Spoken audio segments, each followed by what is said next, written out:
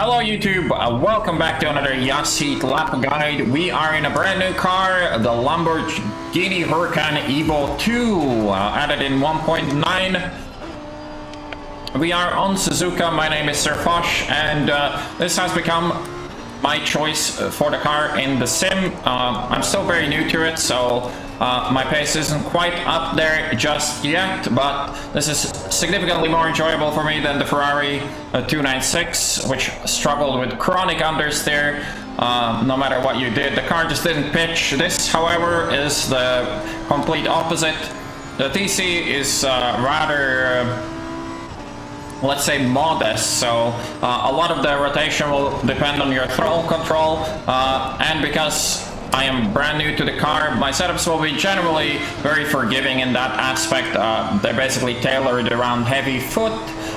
You probably get better results if your throttle control is better than mine, but if you're like me and switching to the Lambo from something with more forgiving electronics, then these setups might be decent.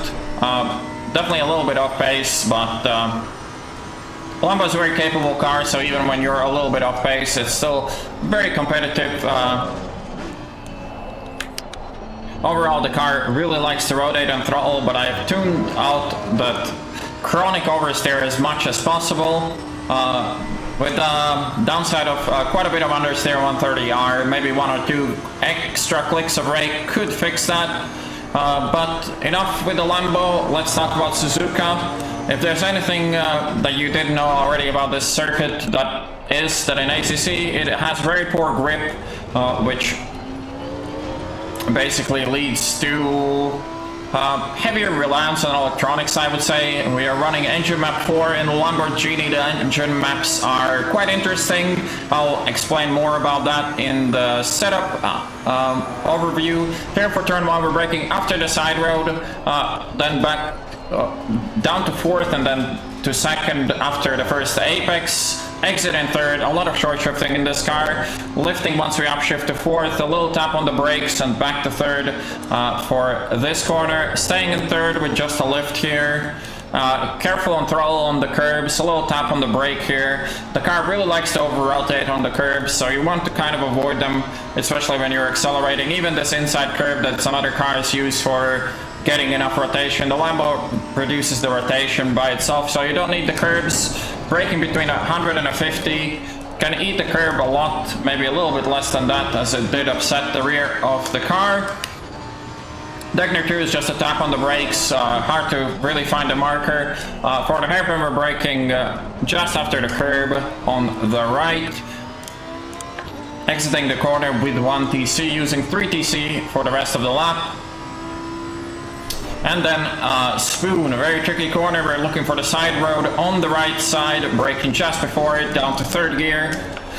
And then we just manage the rest of the corner with some throttle, a little tap on the brakes. Can exit this corner in 2nd or 3rd gear. In the quali probably 2nd is going to be better, but in race stream 3rd might look after the tires a little bit better.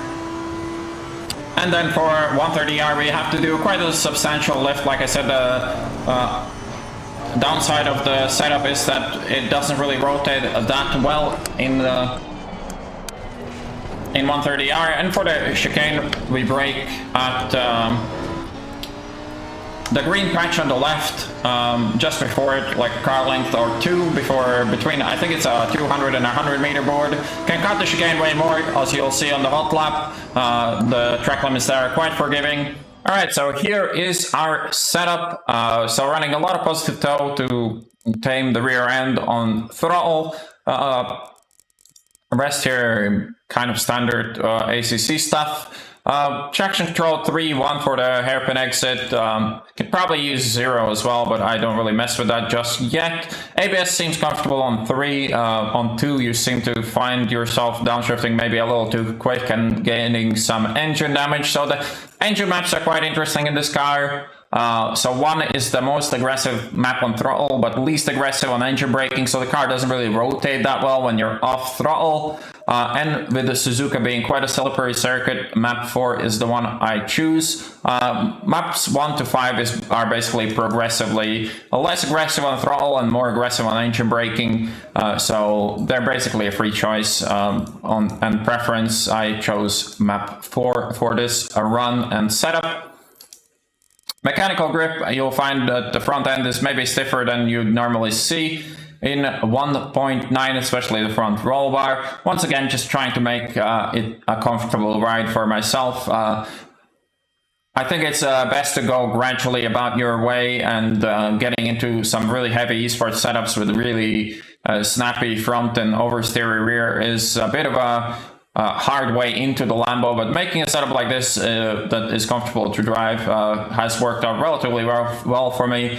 Surely quite a bit of pace from the top Lambo guys at the moment, but I think it's a progressive road, and you can't just jump into the most aggressive setups and expect, first of all, not to bin it all the time, and second of all, to do all that well either.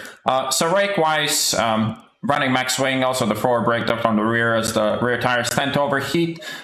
Maybe 1 or 2 clicks more rake, maybe 2 for quali and 1 for the race would be a tiny improvement on the setup, but this is very stable, very solid to drive, and the pace, while not being, on the level with the top guys just yet, there's definitely more in it than my hot lap showed.